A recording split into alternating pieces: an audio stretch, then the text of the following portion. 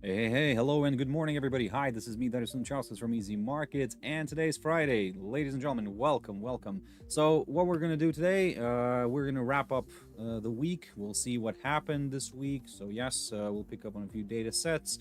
Look, by the way, this is not the actual video right now. It's the video preview for the webinar, so stay tuned. Yes, we'll start in a bit. Yeah, hopefully you'll enjoy the session, and I'll see you in a bit.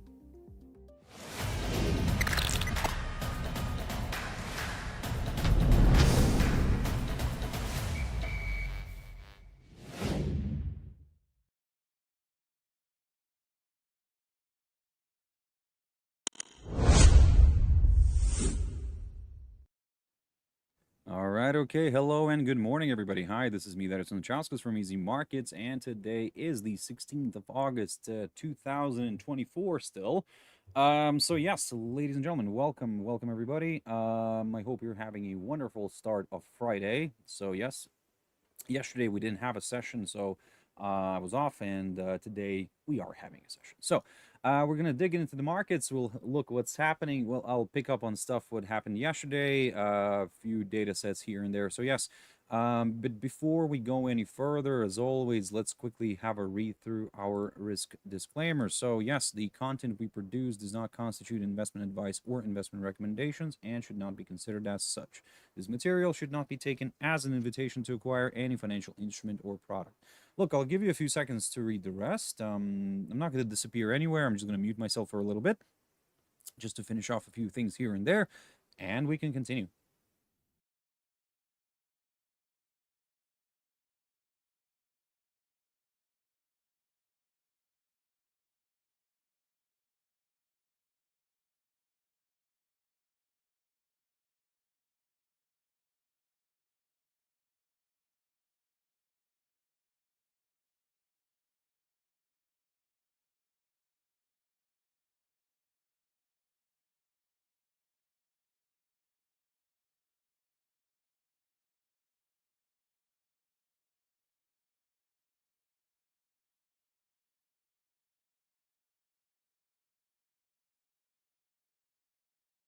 All right, okay. So also just before we jump into the charts, just a quick mentioning of our Easy Markets website, which you can always check out for more information about us. If you have any questions, reach out to us. We'll be more than happy to assist. So, ladies and gentlemen, honestly, let's jump into the charts. The first one I want to pick up here is Nikkei 225. So, okay, I have to say that everything worked like a charm. And look, in the beginning of this week, I talked about this idea. I said that keep your eyes on this highlighted territory right here, which is roughly around that 35,000, or should I say in between, roughly between the 35,330 and 830 levels. Well, we cleared those, and then I said that, hey, my next target is the 50% retracement here on the Fibonacci, or should I say the 50% on the Fibonacci retracement. There we go. This week we are in a risk-on environment, so yes, everybody's kind of recovering, everybody's pushing higher, maybe because of the whole idea that the Fed will have a lot of rate cuts. But look, inflation was lower. I mean, but I'll get to that in a bit when I'll pick up on the U.S. indices. So Nikkei is also enjoying the moment. Weaker yen. That's that's pushing back up here. So in general, everything's looking quite positive. And one of my targets got reached. First, I mean, we saw this test of this 50% on the Fibonacci retracement, which is drawn from the highest point of July to the lowest point of August. Or should I say current lowest point of August, because we're still in August. We've tested this downside line. Perfect, mission accomplished in a way. But then I said, hey, look, if we were going to break this downside line, what I'm gonna aim for here, I'm gonna aim for my EMAs on my daily chart, the 45-day, which is shown as the red line, the 100-day, which is shown as the green line, and the black one here is the 200-day EMA. So we managed to reach all that, and that's amazing. Oh, sorry, apart from the 100-day EMA, but we came very close to it. It's fine. I'll take that. I'm happy with this. In general, what I was targeting here was that 38,000 zone, and we climbed a little bit above it. That's fantastic. So all my targets got reached. Beautiful. So, look, what's next?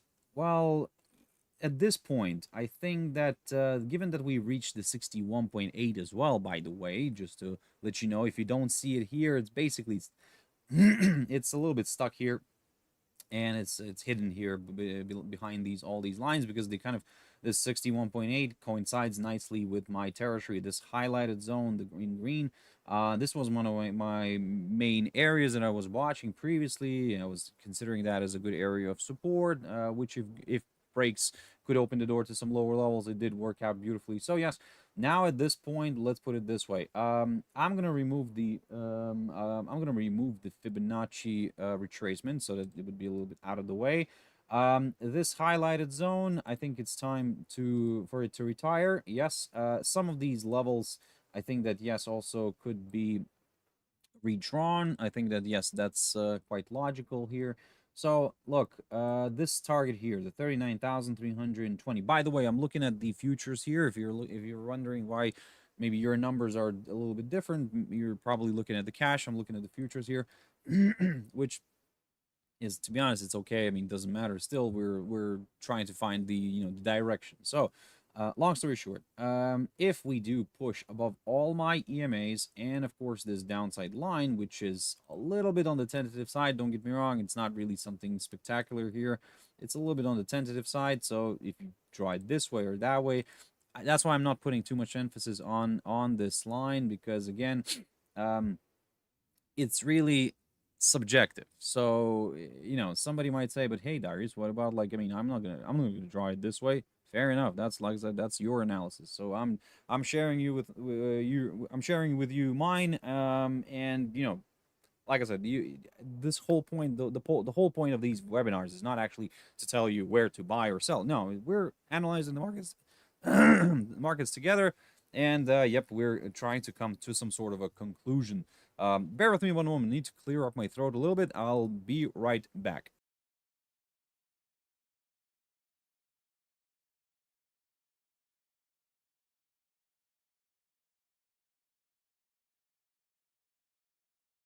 And I am back. Sorry for the pause here a little bit, because again, probably you wouldn't like to hear everything what's happening here with my throat, so I had to clear it up a little bit.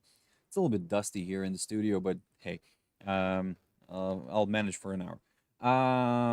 Look, very quickly, coming back to this situation here with Nikkei, there is a chance for this one to drift further north. However, we came to a very strong area of resistance. So basically, we need to clear that first in order to go higher here again, or maybe even all the way back to this psychological 40,000 zone in the future. So look, there's a lot of upside potential. However, we've reached a good resistance area. So now I think this needs to be cleared. Now the question is, can we go further north? But to be honest, I think that there is a possibility maybe for a bit of a retracement.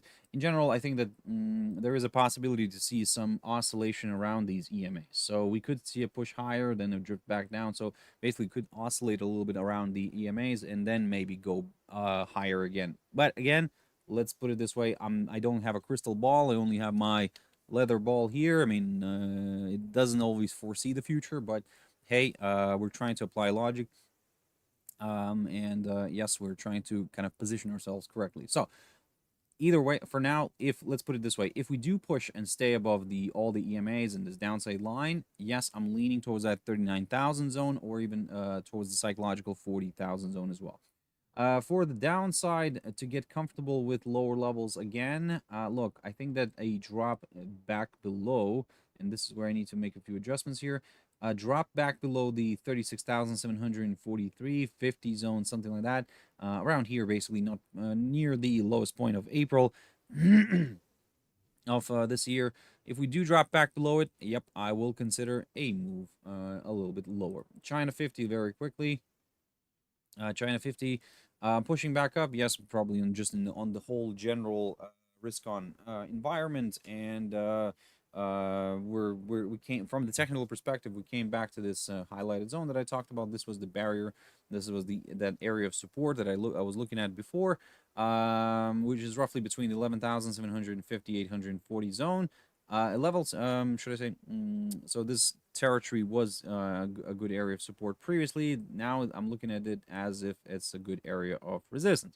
Let's see if that's going to happen, because again, if this holds, another decline here could be possible. ASX 200, let's have a look at this one, Australia. So Australia, we had some data. Let me just dive into that one. That was Tuesday. Yesterday we had the numbers, the employment numbers, if I'm not mistaken. Let me just confirm that very quickly. Yep, indeed. Unemployment rate 4.2 increased. So basically everybody's like following the US scenario right now. Participation rate increased a little bit. Okay, that's still good. Employment change, yep, improvement here. Full-time employment change, yes, improvement as well. So yes, unemployment increase. However, there's a lot of people working. So hey, I think that in general, again, with also combining it with the whole positive sentiment here. Yes, we are seeing ASX 200 beautifully pushing above this hurdle here. Look, I talked about this in the beginning of this week. I said keep your eyes on this hurdle, the 7,830 zone, the highlighted one, and this one right here. Not the bottom one, but this one right here. And I said too that as long as we stay above this little short-term upside support line taken from the low, the 19th of April, or should I say the lowest point of April, yes, I will aim for these for this barrier here, the 7,830. If that gets cleared, my next target right now is the 7,971. I do like the psychological 8,000 zone, but hey, let's not be too greedy. Let's first aim for the target here, and then we'll go from there. Look, if it's gonna reach the 8,000, that's wonderful. The extra bonus for everybody, you know. But hey, look, for now, everything's looking quite positive. Right, now then, the Dow Jones Industrial Average, the US. Okay, this week, in the beginning of this week, if you remember, if you watched my webinar, I said to you, watch out for this bullish flag idea.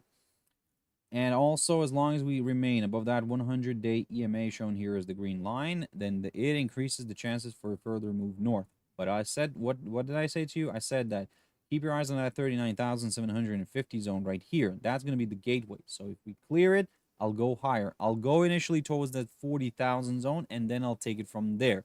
I'll see what he wants to do. If he wants to clear it, wonderful. We can go higher. That's why I have this arrow right here.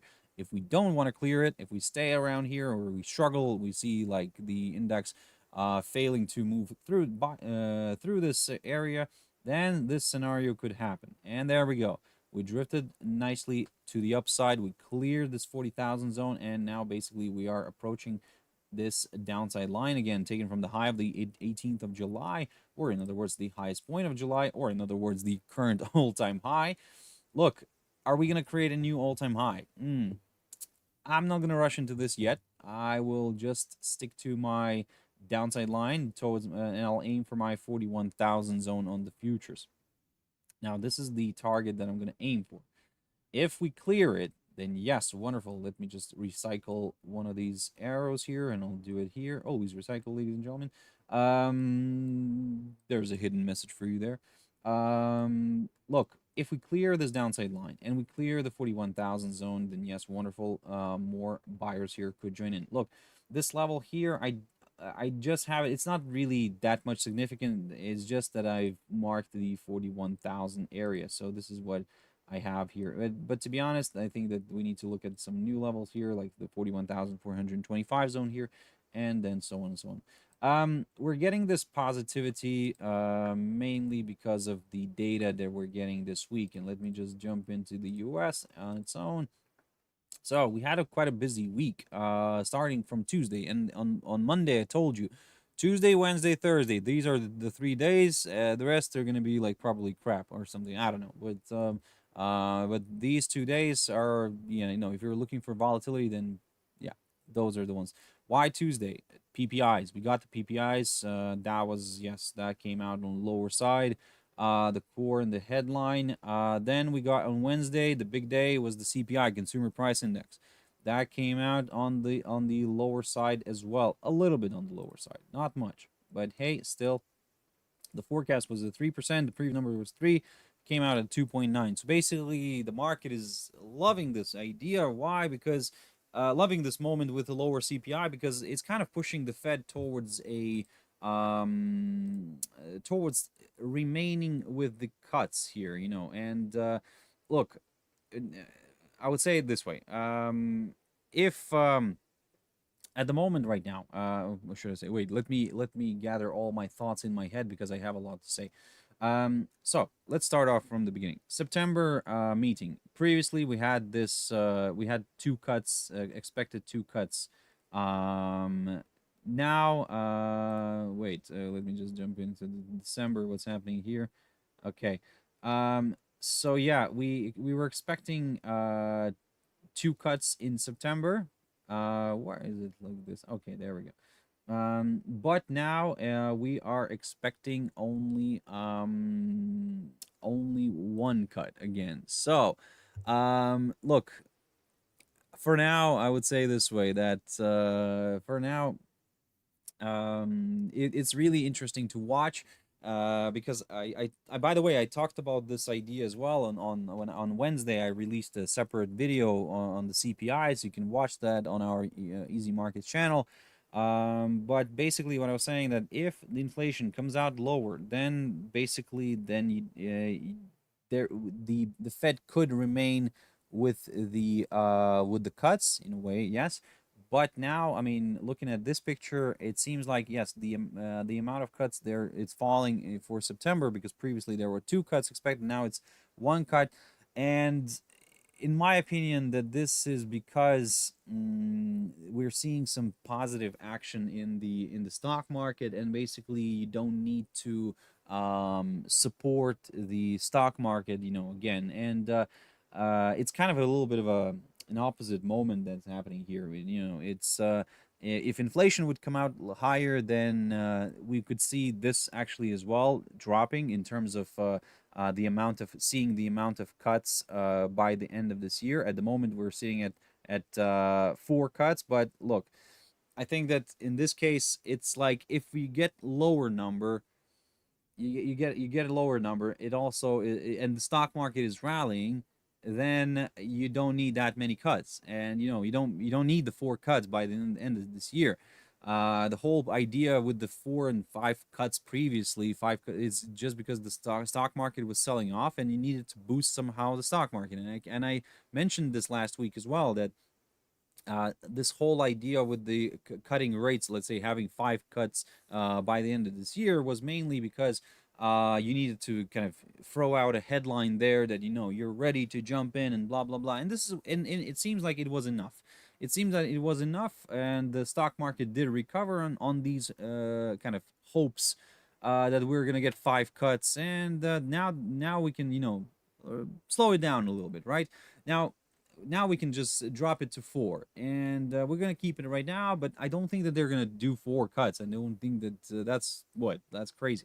I think that they will do maybe maximum two, in my opinion, unless, of course, unless something drastically changes, or we start selling off heavily, then yeah, maybe they will do more cuts. But at this point, no. I mean, look, the stock market is pushing higher, and this is the thing as well for the higher interest. If higher inflation would, if we would see higher inflation, because then again, you need to consider hikes. So again, the idea of having more cuts by the end of this year diminishes. So at this point in time, we are like, doesn't matter if inflation goes down and the stock market pushes higher. We don't need that many cuts. If inflation goes up, we don't need that many cuts. So basically, at this point, yeah, I think that they will keep one or two cuts, or they might do one or two cuts by the end of this year. If everything remains like this, if we don't see heavy selling or something like that, if we do start seeing heavy selling, then well, that's where the excitement could come in.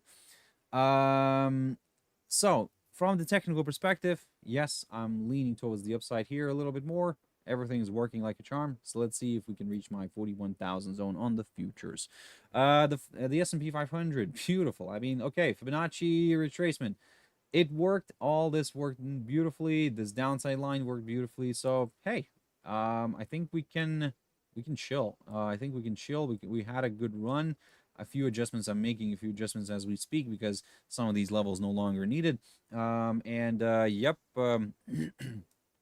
For now, For now, everything's like I said, I'm targeting that 5,000 kind of 592 or 600 zone. Actually, I think the 600 looks more attractive. So 5,600 is my next target. Yep, near the 78.6. So basically, yes, I said that if we do break the downside line, I will aim for this area somewhere. But if we clear that 5,600 zone, then hey, let's see if we can reach the 5,625 or even the all-time high. Ooh, that would be really spectacular. So for now, look, I'll get rid of the Fibonacci retracement. No longer needed. It did its job. Now I'm just going to target this hurdle right here. Let me just make it as usual. There we go. 5,721 is the next good target as well if we clear the 5,600. NASDAQ, very quickly. NASDAQ, beautiful, beautiful recovery happening right now. We're seeing 61.8 here on retracement, beautiful, which is drawn from the highest point of July to the current lowest point of August. 61.8, amazing, and we're going still. So, long story short, we're clearing this, or should I say, we're currently sitting around the 19,700 territory. I'm just rounding it up a little bit.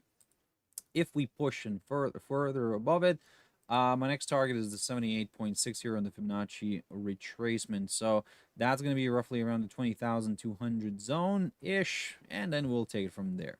In general, right now, we're seeing some some companies recovering. NVIDIA, by the way, let me just jump into that one. NVIDIA will be releasing its earnings, you know, at the end of August. So keep your eyes on that. If you are trading stocks, we are approaching this downside line now.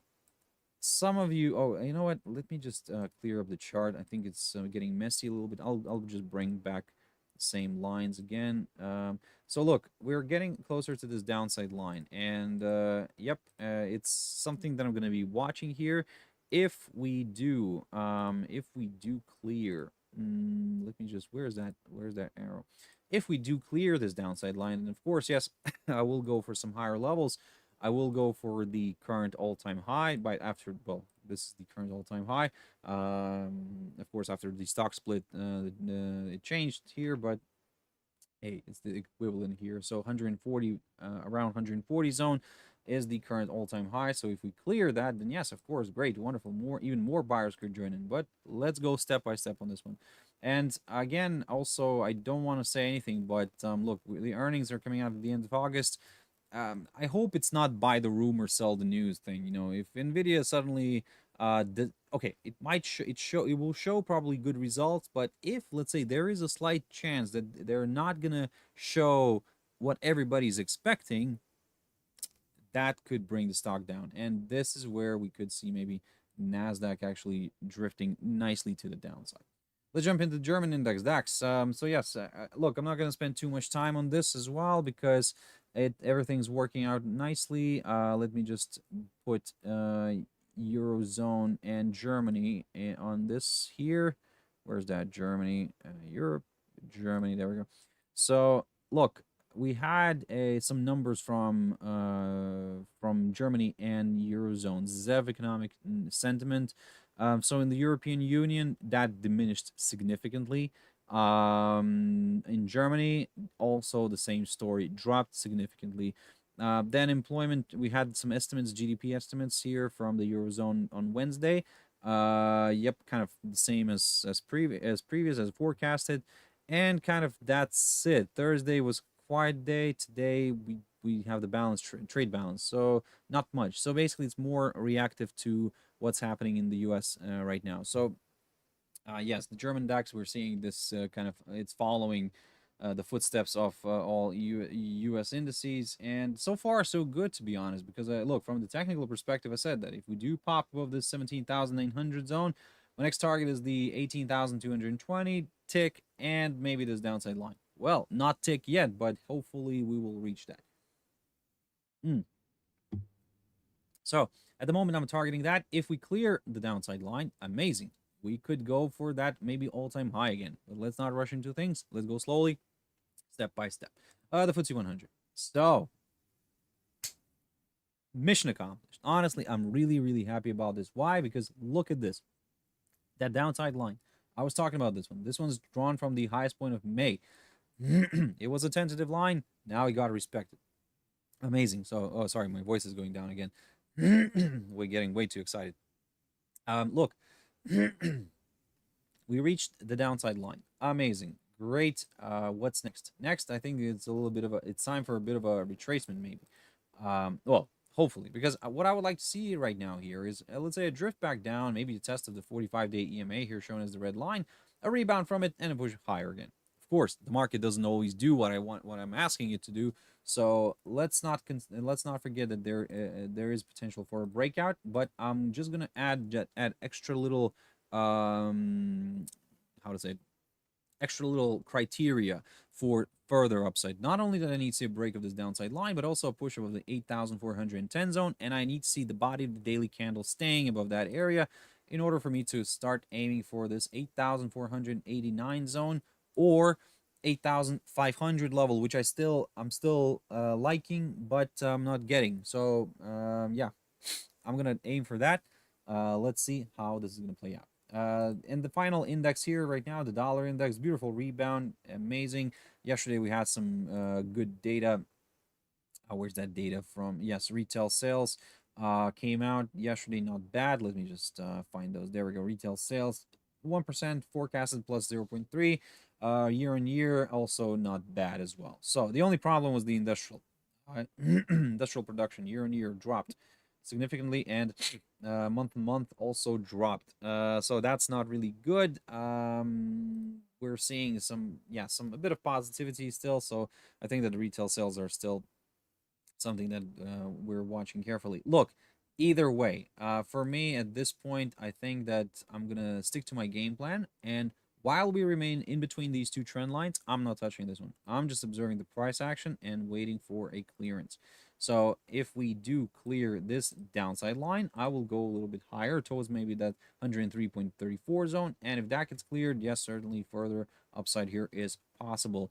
And on the break of this upside line here, that's from where I'm going to consider some moves to the downside. In general, today, we don't really have much. Michigan consumer confidence. Yep, maybe that's the only one that could drift or move the market here.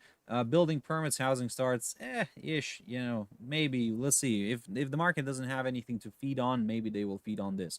Let's see how that's going to react. Of course, so keep your eyes on the data and keep your eyes on the US dollar. But look, to be honest, for me, while we remain in here, I'm just observing the price action. Let's jump into the commodity world, ladies and gentlemen. Gold. Okay, gold. Beautiful hold up near this downside line. Amazing. I talked about this. I was aiming for that. Fantastic. 2,450. I was keeping an eye on that one. I said that if we do clear it, my next target is this downside line, and then we'll go from there. If we clear the downside line, okay, amazing. I'll go more to the upside, but we didn't clear it. We just kind of created a little false breakout, and then we started drifting back down. So, what's next? Well, at this point, I'm seeing that the 2,450. Why do I like this 2,450? That was that all-time high that we reached in May, and everybody was happy about it. Then, of course, we overcame it in July. I hit that 2,483, a little bit above that. And now we're resting on that 2,450 zone. So it's currently acting as a good area of support. Let's see if this is going to end up being a bullish flag. Something similar that we had on the Dow here. I talked about this. So let's see if the same story will happen on gold. Will we get that bullish flag? Let's wait and see. But for now, I will say it this way. Even if it is a bullish flag, still, a confirmation breakout is needed. And at this point, even if we didn't have this downside line, I would still need to wait for a clearance somewhere above this territory. And if I get a clearance of this downside line, I will start aiming to the upside. And to be honest, I don't think that we're going to just slow down somewhere near the 2,483. I think 2,500, here we come. I mean, maybe I'm projecting too much here. But look, of course, everything can change if something else, spooks the market here, and we could start selling off. That's why my downside scenario is from 2,450. We yesterday and the day before, went on Wednesday as well, we had those moves here, but as you can see here, we failed to stay below this area. If we do drop and stay below this 2,450, this increases the chances for a bit of a move lower. Let's jump into silver. Oh my God, silver is beautiful. Okay, I told you in the beginning of this week that keep your eyes on this falling wedge idea. According to all the TA rules, such patterns tend to break to the upside, but a confirmation break through the upper side of that wedge is required. Did we get that? Yes. Also on Wednesday, we were bouncing around here. I said, keep your eyes on this, and there we go. Yesterday, boom, fantastic move. Amazing. We cleared the 27.76 territory. We stayed above it. We traveled all the way higher, tested the 100-day EMA shown as the green line here, and we drifted back down. We corrected back down. Still, there is some positivity. Look, I'll say it this way. As long as we stay above the 27.76 territory, I'm going to continue targeting the upside. Looking at this picture here, it's the 45-day EMA is an interesting spot here as well. Is at an interesting spot here as well.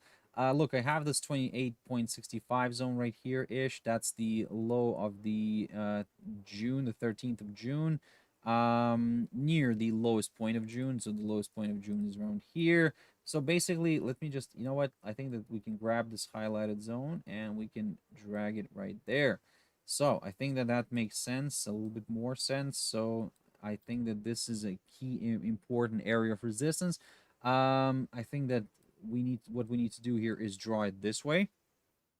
So if we clear this territory, this 28.65 territory right here, together with the 45-day EMA, wonderful.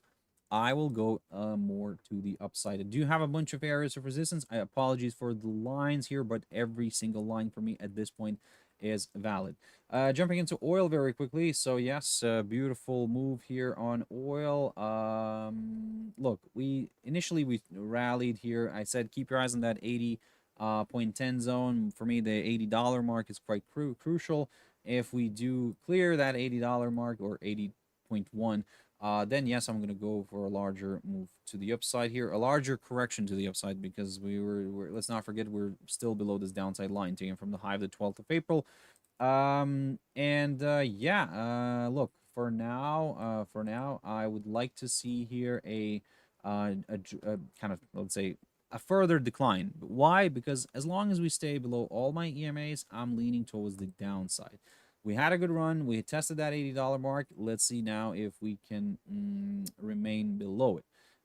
If we start pushing back above all my EMAs here, then certainly I'm going to consider some moves higher, but 80.1 is still the barrier that I'm watching, just for that extra confirmation. At the moment, like I said, there is a chance for this one to slide. If you're not really comfortable with the EMAs, what you can do here as well is to keep an eye on the 77.20 zone. If that gets cleared, I will go a little bit more lower. Natural gas very quickly. I'm still flirting with the EMAs here, and okay, look, the 45-day EMA is providing good resistance together with this 2.27 zone. So if we get a nice clearance of the 2.27 territory right here, the highlighted zone, then yeah, I'm gonna go higher, of course, especially if we also clear the EMAs. So if all that gets cleared, amazing. I will go further north. At the moment, we're flirting with this area. I'm not getting bearish, because my bearishness here will happen from, let me just grab an arrow, from around here, from around this 2.15 area. I talked about it, and if we do drop and stay below it, great, wonderful, more sellers here could join in.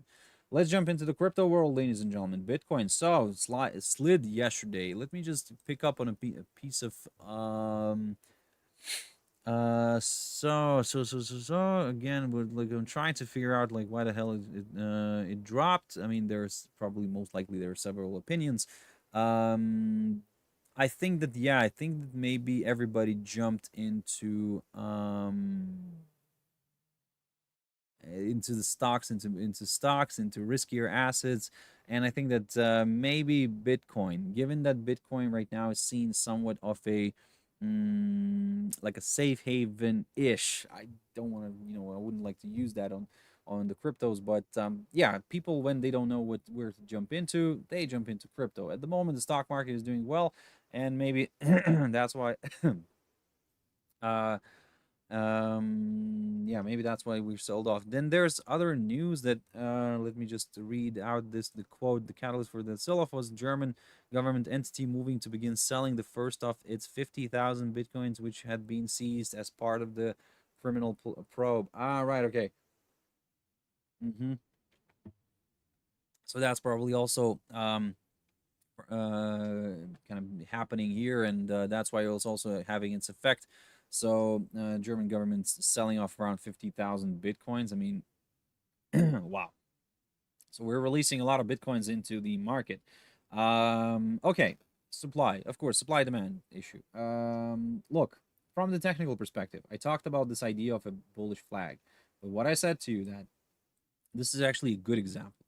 That whenever we see a bullish flag or something like that, so we were here. Let's say we didn't have this drop, and we were here. I said, look, great, wonderful. It's trying to move back up, but still, for a bullish flag to work out, we need a confirmation break, and that confirmation break comes on around here, around the 63,000 zone, something like that. If we clear that 63,000 zone, amazing.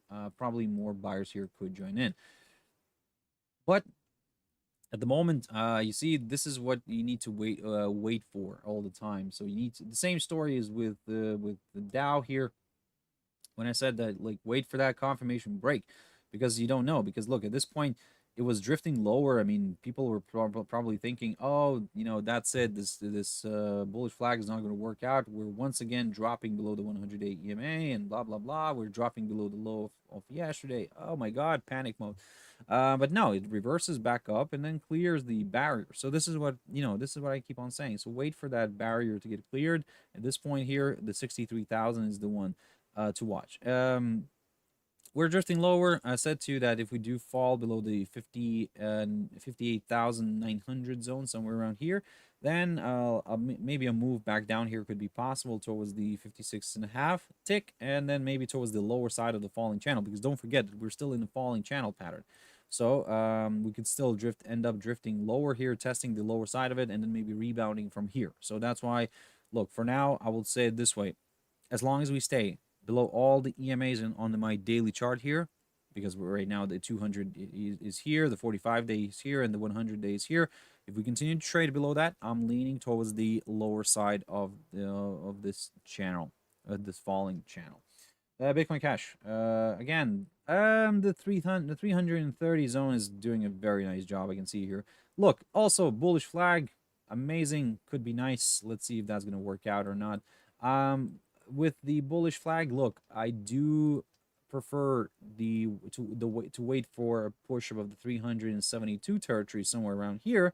But I think that what I'm gonna do here is first of all, I'm gonna get rid of this 350 zone is something that let's keep an eye on.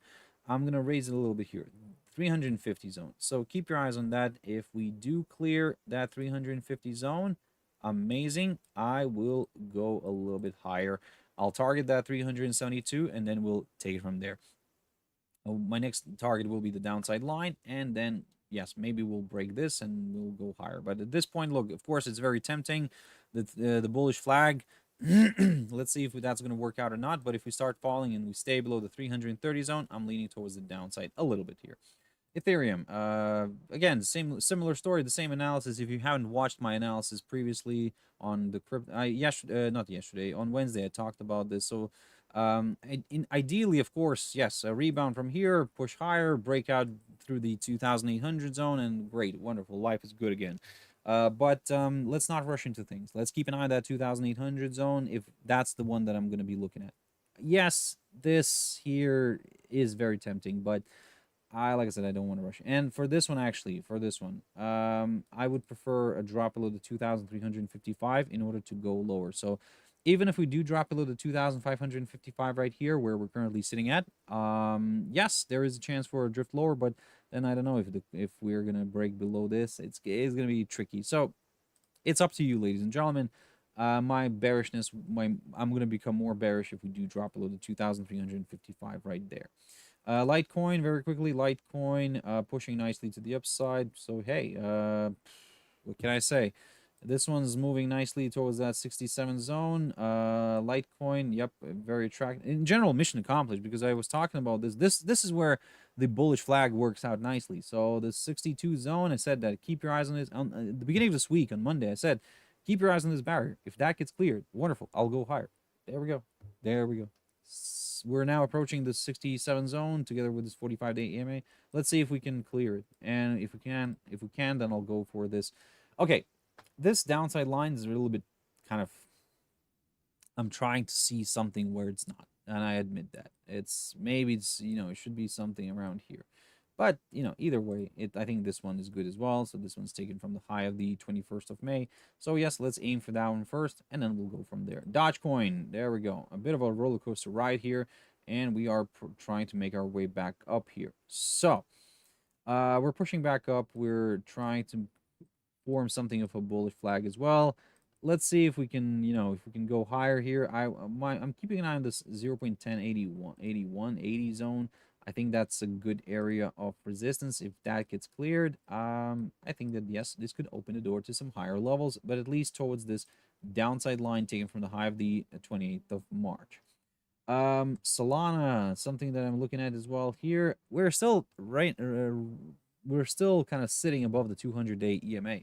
And look, in general, this is still somewhat bullish. However, my bullishness will come if we do break above the 164 area, somewhere around here. If we can clear that, amazing. I'll go to the upside, period. For the downside, a drop below the 200-day EMA is needed in order to go lower. Let's jump into the forex world, ladies and gentlemen. AUD USD. So a bit of a nice roller coaster right here as well. Yesterday, boom, boom, there we go. The 0.66 area is, or should I say 0.65, 66 provided strong support again. So that's why I have my downside scenario from around here. If that gets cleared, wonderful. More sellers here could join in, and we could maybe drive this one towards this area. But we cleared the barrier here, the 0.6605. I talked about it. We traveled higher. Now we found resistance near the 0.6643. So if we do push and stay above this barrier, I'm going to go higher. Basically, I need a forthcoming higher high. And if we do get that clearance, my next target is the 0.6680. And then 0.6714, 15-ish zone around here somewhere. And then we'll go from there. Maybe we'll go further north. Who knows? But yeah, for now, let's go step by step. AUD JPY, very quickly, let's see how the week is ending for this one.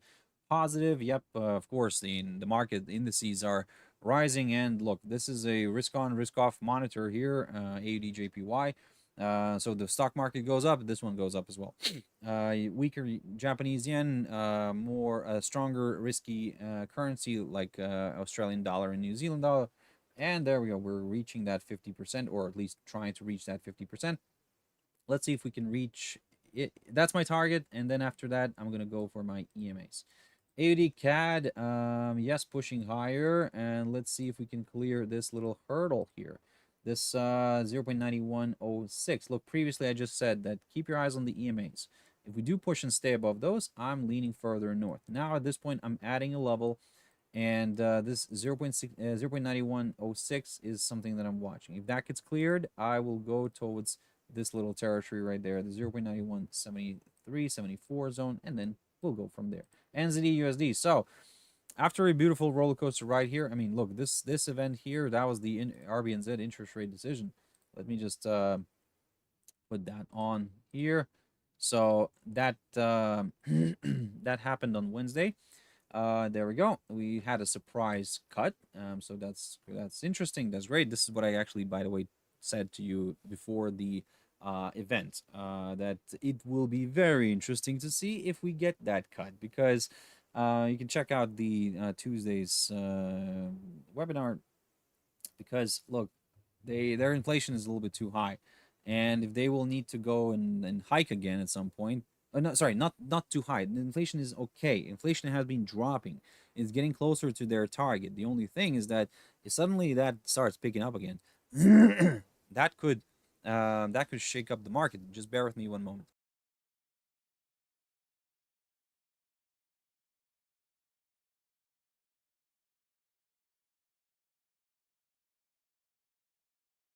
Apologies again, ladies and gentlemen. Had to clear up my throat again. Something stuck here.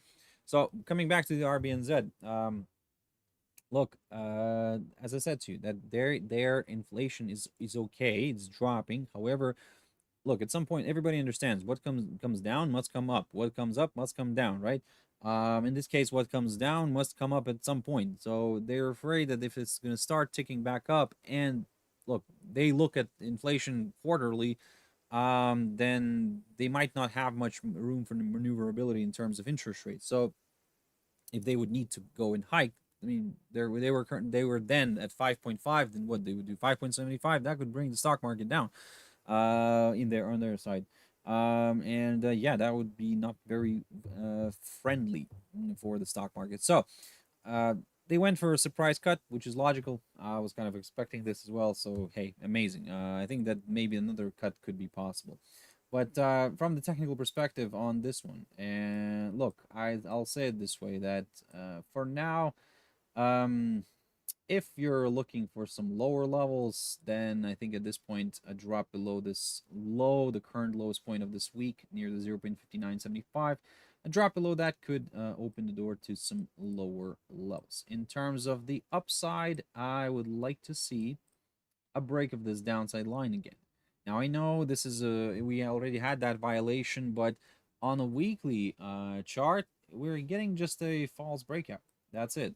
So on a daily chart, yes, I mean it's a little bit shaky here. I mean, it's a little bit unstable, so it's a little bit tentative. So hey, but in general, also you can kind of combine this with the EMAs. If we push above all the EMAs, then yes, wonderful, more buyers could join in. NZD/JPY pushing back up. Yep, not that it's the strong New Zealand dollar. No, it's more of a weakness of the yen. So, but hey, I'm keeping an eye on this $90, not $90, 90 zone here because it's a rate. 90 zone here. If we clear above, if we clear that 90 zone, then yes, great, more buyers here could join in. But if we struggle, another maybe decline here back down could be possible towards this 87.869 zone, and then we'll go from there. Cat CHF, beautiful pop. I talked about it, amazing. This week I said keep your eyes on this 0.6317. If we get that nice clearance, wonderful, more buyers here could join in. So far so good. I'm leaning towards the upside. USD JPY, amazing. Look at this. I mean, I talked about this little 23.6 hurdle. I said that if we stay above that, we could see that little push back up here. And what to target? The 38.2. Look, just amazing. Look at this downside line, amazing.